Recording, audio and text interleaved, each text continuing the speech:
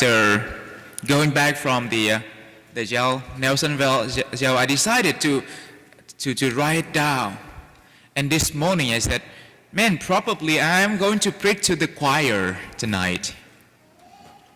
Because most of you had been in this celebration many times, and you have heard 1,000 reflection homilies about Lent, about ashes. But anyway, here's what I have. And just fasting a little bit, okay? Today we are fast, so we're gonna fast from not having a good homily. I feel it's very shallow, to be honest. But the first question that I had been asking in my mind is, why do we put ashes on our forehead?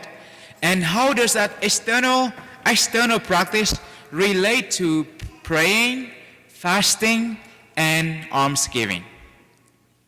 As I said, that's a question I try to answer for myself. So let's go back to the beginning of creation when God created Adam. Please tell me, what did he create? From what did he created him? Created Adam, the man, from dust, right? Yes. From dust he created Adam. However, the man and his wife, they deny their nature. And they want to become like God. From a receiver, they want to be the creator. They want to be God for themselves. They deny his watchful and providential care. They try to walk in their way and do their plan. In other words, they want to be left alone. Leave me alone. Unfortunately, the more they set themselves apart from God, the more they became insufficient. The book of Genesis tells us that they had to work hard for all the days of their life. They worked for food, they worked to provide for their life. But the soil, the plants, were not always productive. Instead of bearing good fruit, sometimes it produced thorns and thistles. So the man and his family, they got lost in their plan. They became hunger. And what happens when the stomach is empty? What happened? When the stomach is empty and the eyes will be bigger, right? That's what he said. Like we said, our eyes is bigger than our stomach. When we think that we can eat a lot, like I can eat a cow, that's when our stomach is empty. When the stomach is empty, we turn to be selfish. We don't want to share. We tend to be very needy. We're jealous with others. We become self-minded.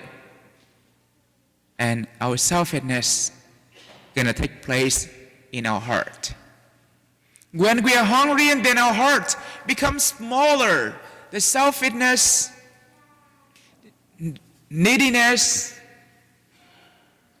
make our heart become smaller. Not able to share, not able to think about others, not able to love. There's not enough room for others in our heart. That's what we see from Cain, C-A-I-N, the oldest son of Adam and Eve. From being jealous with his brother, Cain became a murderer. He killed his brother. Unfortunately, he lived a fearful life. You and I, We are the descendants of Adam and Eve, and we may have lived our lives in the same manner. We set God and His wills aside so that we can follow our ambition. We reveal His providence care so that we can do whatever we think that is right. We ignore His commandments so that we can follow our passion. We ignore the church teaching so that we can do our own things. We entertain our mind with limited knowledge, become self-confident.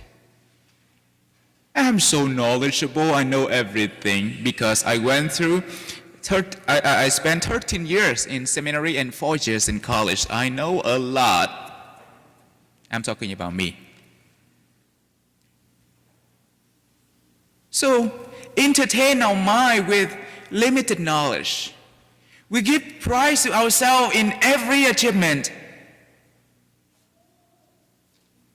We pleasure our heart with short-term and self-indulgent pleasures.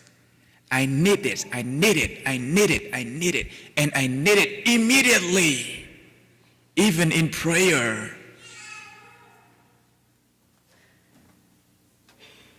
Unfortunately, the more we try to feed ourselves in that way, the more we become hungry, become selfish, become possessive. And as a result, we end up worshiping material things. The achievement, the material pleasures takes place within our heart. Poison our heart, shrink our heart, blur our eye. We forget to live our human dignity and we ignore the needs of others. Because we run away from God, we cut ourselves from God, from His support, from His provident care. So we think we give price for everything that we label I in everything, and that's why we turn to be selfish. It makes it hard for us to share. If I receive from you, it is easier to share, but no, I have to work so hard. I had worked so hard to achieve it. It's hard for me to share. And my achievement is limited. It's hard for me to share. So dear brothers and sisters, putting ashes on our forehead is to remind us that we are dust. And we cannot be the Lord for ourselves. We are not the creator. We are dust and we can only be fulfilled when we relying in God and following His will. We cannot provide enough for ourselves based on our limited knowledge, our limited effort, only by relying on God and following His wills. However, we may have gone too far in nurturing our ignorance.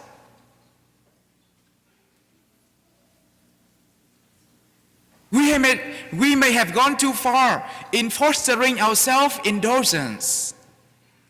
We may have gone too far in neglecting the needs of others. That's why during Lent, we need to sit down with God in prayer so that we can re-navigate and see where we are, to re-navigate so that we can know the way to return. We need to abstain from some certain things so that we can evaluate what is more important. I need it, but what is the most important thing? What is more important than the other? Do we need everything? Or sometimes we think that we really need it, but really don't. That's why on Black Friday, we bring home a lot. And the next day, the returning line is really long. Sometimes we don't really need, but we think that we, at the moment, that really need. So, abstain from some certain thing to evaluate our need and practice almsgiving as a way to open our eyes, our hearts, and our hands to the needs of others. It's not only going to give St. Vincent but the poor some money, but rather to spend time to think about the needs of others. Spend to open in our heart, to make an effort to bring the needs of others into our heart, into our concern, and then open our hand to help them. In other words, this is a suitable time to deny ourselves and to turn ourselves to God so that we can be renewed in this spiritual spring with Christ. We can be renewed with Him in His resurrection. For that reason, are you ready to put a little bit of ashes on your forehead? Okay, can I have the book? Can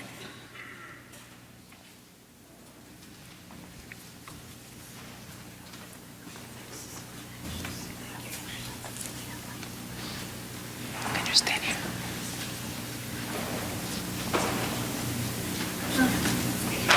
So, dear brothers and sisters, let us humbly ask God for our Father that He be pleased to bless with the abundance of His grace these ashes which will be put on our heads in penitence.